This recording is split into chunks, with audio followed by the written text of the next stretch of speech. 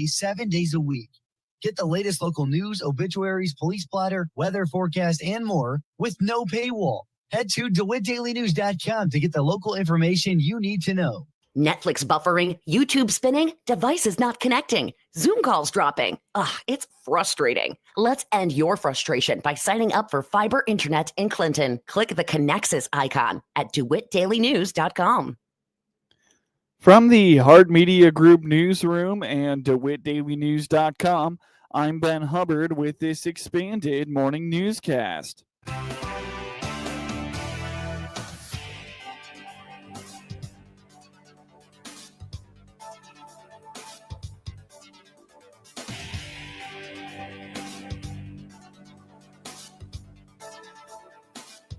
Good morning, and thanks for being with us. I'm your host today, Ben Hubbard.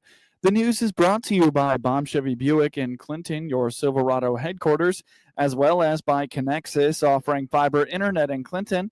Click their icon on DeWittDailyNews.com to find out more.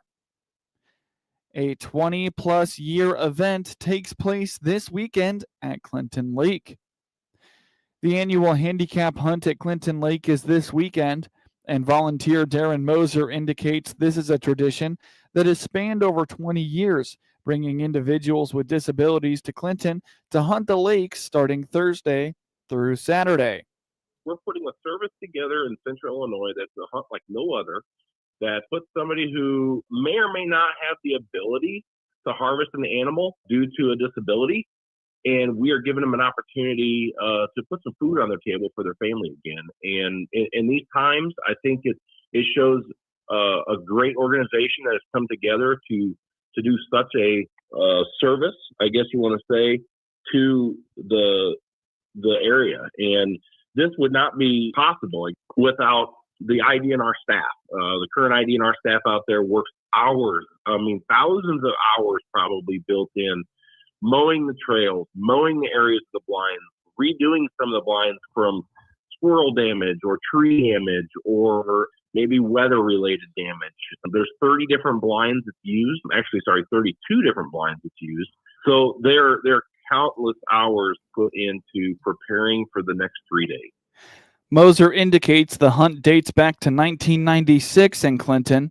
The lake has seen this program grow in both the ability to host hunters and blinds set up across the property, as well as in the number of participants. Well, this particular handicap deer hunt is something that was put in place in 1996 by Tim Keeler, site superintendent of Clinton Lake, Muscootin area, as a means to do a deer management type of hunt. I had a couple ideas, threw it together, and the first few years with 6 permits awarded, and they used old boat docks and old picnic tables as blinds. And through the years, they've developed a bunch of true ADA compliant handicap blinds where we can put wheelchairs in there, people with any kind of a disability, period, right into a blind that is a protected area. It is a restricted area during these upcoming 3 days that only the hunters that are lottery drawn into have the ability to harvest an animal. And according to Moser, businesses from across central Illinois step up to provide this opportunity to people who may not have a chance at an experience like this otherwise or for the rest of their lives. Yeah, so the Clinton Lake Handicap Deer Hunt is this weekend, Thursday through Friday, or Thursday through Saturday. It's always the full weekend before first firearm gun season, and applications are always due the first Friday of October, and that can be found on the IDNR Clinton Lake website. But real quick, Steph, if you don't mind, I want to run down some of the sponsors that make this hunt possible. And it's food, it's lunches, it's monetary donations, it's things that make this hunt one of a kind. Illinois beef producers, Clinton Save a Lot, Hunter's Haven in Champaign, Decatur Farm and Fleet, Kirby Foods here in Clinton, Heartland Coca-Cola Beverage Company, Quinn's Taxidermy, River Bend Wild Game and Sausage Company over in St. Joseph, Tarasky's in Springfield, Bass Pro Shops East Peoria has been a huge sponsor of this event over a number of years. Hauser Farms, Baum Chevrolet, Farm and Home in Lincoln, Constellation Clinton Clean Energy, Enbridge Pipeline, GFS, Powerhouse Pub, Burning Daylight Outdoors, and family of Merle Cox. And if I could just hit on that one just a little bit, Merle Cox was one of the original hunters that started in 1996 with this group, passed away, and his family has kept his memorial alive by the donation of a very nice handicap scissor lift blind that we can put people in a wheelchair up in the air for an opportunity to hunt off the ground. The handicap hunt again is this Thursday through Saturday at Clinton Lake. Moser also notes that numerous DNR conservation officers, both active and retired, make it to Clinton Lake to help with this event. Coming up shortly on this expanded newscast, Encore Developmental Services struggling with staffing. A recent holiday tradition on the Clinton Square is right around the corner. Organizer of the Festival of Trees, Nate Ennis, told the Heart Media Group on the WHOW morning show, the tree lighting ceremony is the big kickoff to the holiday season in Clinton and takes place on Saturday, November 29th. Yeah, so that's the event we're talking about. So the trees are going to be delivered, for anyone listening, be delivered on the 21st of November. We'll begin setup at that time. Once they're set up, decorating can begin. Mm-hmm. So we're not going to have some hard time. We've kind of learned in the first 2 years that if we set a time and someone jumps the gun and decorates early, Missy and I aren't there to police it. So basically, once the trees are up, if we have a lot of help, they'll be up sooner on the 21st. Mm-hmm. If we don't have as much help as we expect, then it may not be until the 22nd. We'll see. Mm-hmm. But once the trees are up, decorating begins. You can decorate anytime all the way up till the 29th. So they're just unlit until the actual lighting ceremony. So the night of the lighting ceremony, we have the lights off until right at 5:30 sharp is when we flip the breaker. We've got Kinder Electric in town that helps us with that. They do a lot of the electrical stuff downtown for Clinton, or for the city at least. And so they set it all up where they all come on simultaneously, and right at 5:30, the trees come on. We'll have music play. And then the next month, you'll see 5 weeks or so, you'll see people circling the square and getting out of their vehicles and checking out trees. Ennis and fellow organizer Melissa Morris are very grateful for all the support that they have gotten since the creation of the event. He notes that they only have a handful of trees still available, and those can begin to be set up on Friday, November 21st. Yeah, it's really reached a lot of people, and I think that was the most amazing thing for us, seeing it the first year is the type of trees that were signed up for, and a lot of in memory of, and people have really made it a family tradition. And yeah, we can't say enough about the help we've gotten. So many of the churches in town have reached out. How can we help? Is there anything we can do? And, we haven't turned anybody down. But sometimes, you just kind of run out of ideas. And so we've kind of left it open to them if they want to participate, in some way. Give us a heads up of what you're going to do, and, you can come on board that day. We have roughly 4 trees remaining. So we have technically 95 submissions right now. I know of a 96th for sure. So there'll be about 4 trees left. And we had 3 more signups yesterday. And so these will go really quickly. And we've got a hard cutoff of 100 this year. Last year, we were able to we sold as many as we could get. And by mid-October last year, we had sold over 100. So I think we finished up somewhere around 108. But as far as using the square footage on the square, we decided, and driving those posts, to be honest with you, we decided we need to cut this off somewhere, and 100 is our number. So 3 or 4 trees remaining. Those interested in signing up should find the Festival of Trees Facebook page to get the entry form.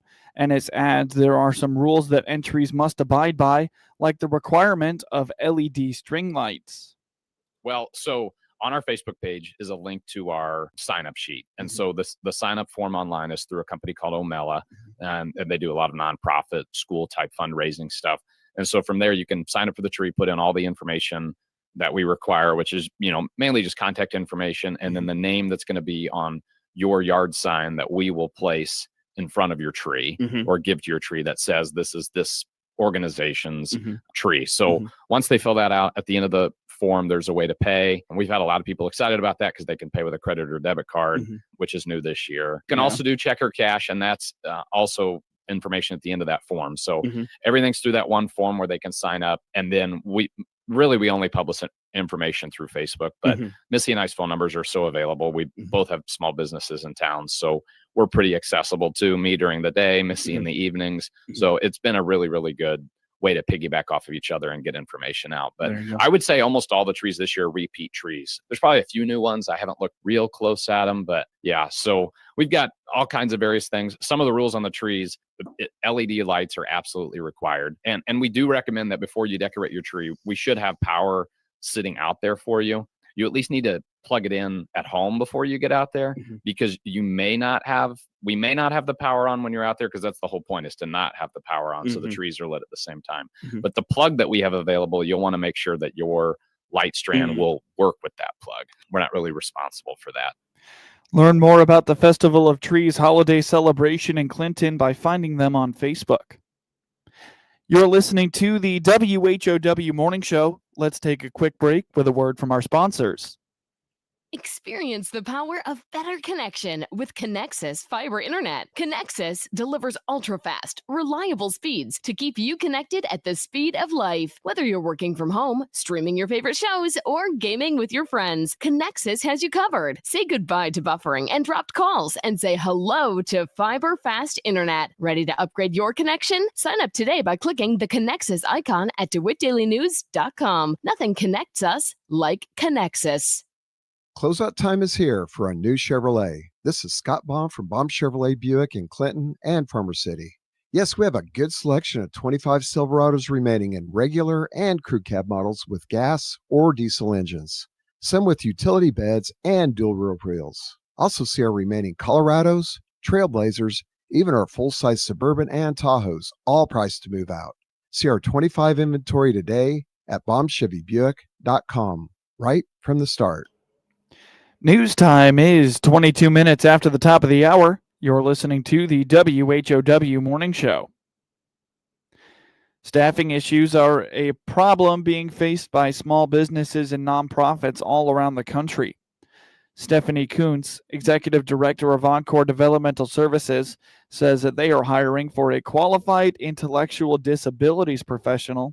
She says that with the organization's limited budget, sometimes they have to get creative with what they can do to attract applicants.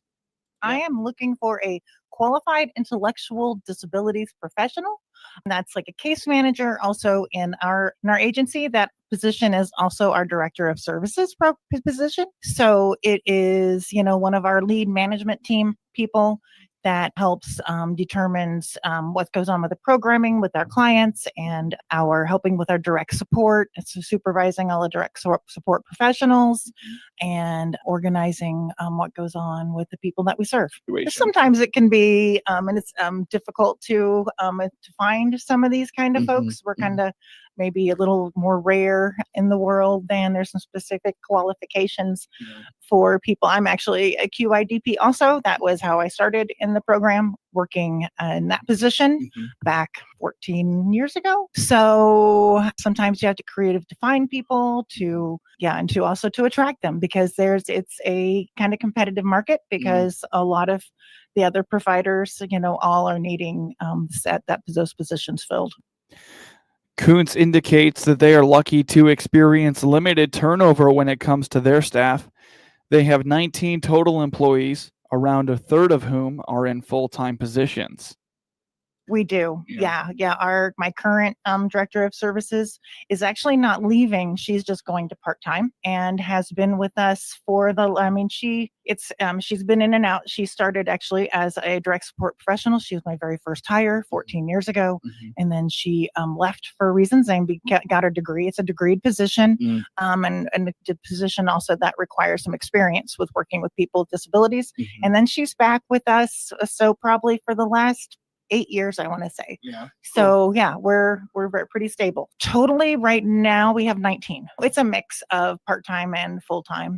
We have probably 6-7 people that are full-time at the point, and the rest are part-time. Competitive wages are a big factor when it comes to hiring. Kuntz says that they offer competitive wages and good benefits. She also points out that they do not provide 24-hour care to any of their clients. So hopefully, I think my rate is competitive. Right now, we're able to, fix up the budget to make it work. So competitive. Our insurance is great. We have, we're a great place to work. Also, a lot of one thing that we have going for us, a lot of the providers are 24/7 residential. So you're responsible for your people 24/7. We are just day services. So you have your weekends free. You're not responsible for anybody. You have nights free. Everyone has other kind of supports. They either live in a residential program. So we have actually right now we have 3 different residential programs that come into our program, 2 that are in DeWitt County. And then also there are people that live with their families. There are people that live on their own and have other kind of supports out there also. If you're interested in getting involved with Encore Developmental Services or learning more about the organization, find them on Facebook or visit encoreservices.org. You can also visit the thrift store located at 10840 IL Route 10 in Clinton. The Illinois Ag in the Classroom Teacher of the Year is Erica Coletta, librarian and interventionist at Maple Elementary School in Loves Park. Another thing I like to include in that is that we are, as educators, we're constantly looking, how can we prepare our students for, jobs in the future? And there's so many jobs that, like when I was in school, who knew that they would even be created, by the time I became an adult. So when we're looking ahead at how do we prepare students for jobs in the future, we know that, over 22 million jobs here in the United States are agriculture based. And so not only giving them exposure to how we can, where your food comes from or where products come from or, things like that. We're also looking at how can we educate our students so they are prepared for positions or for jobs in the future. So that's one of the things that I love doing with Ag in the Classroom is not only giving them the background knowledge. I love the story that you shared because I work in a kind of an urban setting as well, where most of these students have never seen a cow before. They've never been to a farm before. So they really are missing that understanding of how things work. And so that's the beauty of Ag in the Classroom is they use books. They have provided a whole bunch of videos, the matrix for not only the Illinois Ag in the Classroom program, but the nationwide Ag in the Classroom program provide, standards-based lessons and a wide variety of ways to engage our students in that learning process and to help them have a deeper understanding of kind of how their world works. Coletta will be honored at the Illinois Farm Bureau annual meeting next month in Chicago. After lows in the 20s in many parts of Illinois last weekend, high temps will climb back into the 60s and 70s this weekend, says Freeze Notice weather Paul Otto. It looked as though we would have rain interrupt a weekend coming up. Cold weather this past weekend, rainy weather this coming weekend, but now it looks like this weekend will be just delightful with everybody enjoying those mild temperatures. The rain will hold off until early next week. Otto says parts of Illinois could see measurable snow the Friday and Saturday after Thanksgiving. Now for your local obituaries. Robert Keith Coons, 76, of Clinton, Illinois, passed away at 8:13 a.m. November 9th at his family residence in Clinton. Graveside services will be 10 a.m. Tuesday, November 18th at Camp Butler National Cemetery in Springfield, with Scott Marsh officiating and full military honors. A celebration of Keith's life will be 12 noon to 2 p.m. Tuesday, November 18th at the Clinton Country Club. The family has entrusted Calvert Funeral Home in Clinton with arrangements. Memorials may be directed to Texas Christian Church or Little Galilee Christian Camp. Gene C. Taylor, 96, of Clinton, passed away at 9:10 a.m. November 8th at the Ark of Normal in Normal, Illinois. Services will be 11 a.m. Monday, November 17th at the Calvert Funeral Home in Clinton, with Pastor Jonathan Rober officiating. Burial will follow at Oak Park Cemetery in Clinton. Visitation will be 10 to 11 a.m. Monday at the funeral home. Memorials may be directed to the Alzheimer's Association. Get news anytime from your computer or your mobile device at DeWittDailyNews.com. With SRN News, I'm Greg Clugston in Washington. It lasted a record 43 days, but the longest federal government shutdown in U.S. history is over. President Trump signed a government funding bill last night. He blamed Democrats for the impasse, which saw hundreds of thousands of furloughed federal workers, an interruption in food assistance, and thousands of flight delays and cancellations around the country. Driverless cars will soon be hitting the highway. Waymo says its robo-taxis, which are already a common sight on some U.S. city streets, are expanding their routes to freeways and interstates around San Francisco, Los Angeles, and Phoenix. The company says other regions will get highway service soon. More than 1,000 unionized Starbucks workers striking at 65 U.S. stores starting today. This is SRN News. From the Hart Media Group Sports Desk, IL Sportswire, and DeWittDailyNews.com, I'm Ben Hubbard with this local sports report. The 2025 high school football all-state teams were announced. Monticello quarterback Nolan Benny-Kemper was named a Class 3A first-team all-state as a quarterback, DB, and kicker. The senior helped to lead Monticello to a 7-2 regular season finish and a second-round playoff appearance this fall. He was also a key piece of a team that finished 11-3 last year with a state championship appearance. Other first-team selections include Tolono Unity quarterback Dane Eisenmenger, Olympia running back Jimmy Lawler, Williamsville running back Matthew Miller, Bloomington Central Catholic running back Val Shun Powell, and St. Joseph Ogden offensive lineman Cameron Wagner. Honorable mentions selections in Class 3A include St. Joseph Ogden quarterback Cody McKinney, Tolono Unity offensive lineman Colson Miller, Williamsville quarterback Jackson Sanders, and Bloomington Central Catholic tight end Xavier Vogel. Class 1A first-team selections include Heyworth defensive and offensive lineman Jared Fulcher and GCMS linebacker and offensive lineman Logan Ward. Honorable mention selections in Class 1A include Heyworth's Brandon Leish and Leroy offensive and defensive lineman Nathaniel McKinney. Class 2A first-team selections include Maroa Forsyth quarterback Ryan Shepard and wide receiver Zach Smith, El Paso Gridley quarterback, linebacker, and punter Owen Adams, and Arthur Lovington Atwood Hammond, running back and linebacker Easton Frederick.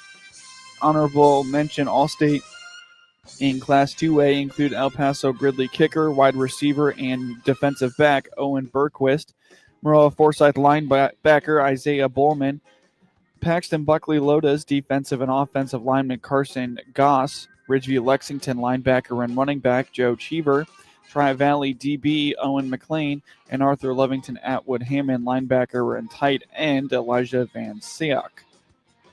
Class 4A All-State first-team selections include Springfield Sacred Heart Griffin quarterback Cam Brinkman and wide receiver, DB, and kicker Drew Ward, Rochester D lineman Connor Broughton, and running back Caden Stout, Metamora running back and DB Jadwan Cranford, and Mount Zion wide receiver and DB Jacob Harvey. Class 4A All-State honorable mentions include Mount Zion tight end J.C. Anderson, Peoria Notre Dame running back and DB Dallas Harder, and offensive and defensive lineman Jacob Curry, and Jacksonville running back and DB Jeremiah Jackson. Class 5A All-State first-team selections include Washington running back and linebacker Will Freeman and Springfield High quarterback Brody Scheffler. Class 5A All-State honorable mention selections include U-High wide receiver Cade Cunningham, Champaign DB wide receiver and kicker Ellie Duma, and Springfield High wide receiver Cale Thurman. Class 6A All-State first-team selections include Chatham Glenwood quarterback Colton Nodler and Dunlap tight end Max Sutter. Class 6A All-State honorable mention selections include Normal West wide receiver and DB Malik Given-Smith and Chatham Glenwood offensive and defensive lineman Cody Moss. Class 7A first-team All-State selections include Normal Community linebacker and tight end Murphy Brennan. The All-State selections will be honored during the state championships in Normal on November 28th and 29th. WHOW, the big 1520 AM, 92.3 FM in DeWitt County and 106.5 FM in McLean County and 95.9 FM WEZC in Clinton, has announced its 2025-26 winter high school sports broadcast schedule. WHOW and all its corresponding digital platforms will begin its coverage of Clinton High School sports next Thursday, November 20th, when it broadcasts the girls' holiday basketball action from the Eureka tournament against Olympia. Check out DeWittDailyNews.com for a full schedule of this year's broadcasts of Clinton Maroons boys and girls high school basketball action. WEZC 95.9 FM will begin its coverage of Monticello basketball this winter when the girls open its season, hosting Salt Fork on Tuesday, November 18th at 7 p.m. at the Seaver Center. Here's select Lady Sages games as well as every boys game on WEZC and online at DeWittDailyNews.com. You can get a full schedule of Sages basketball this winter at DeWittDailyNews.com. And be sure to check out highlights of all the action you hear on WHOW and WEZC and IL Sportswire and its various social media platforms.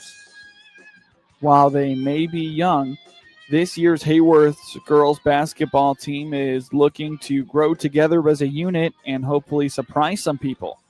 Coach Tom Eller indicates while they lost a lot of their production from last year's team, he is looking forward to molding this team into a group that will get up and down the floor and play hard full court defense.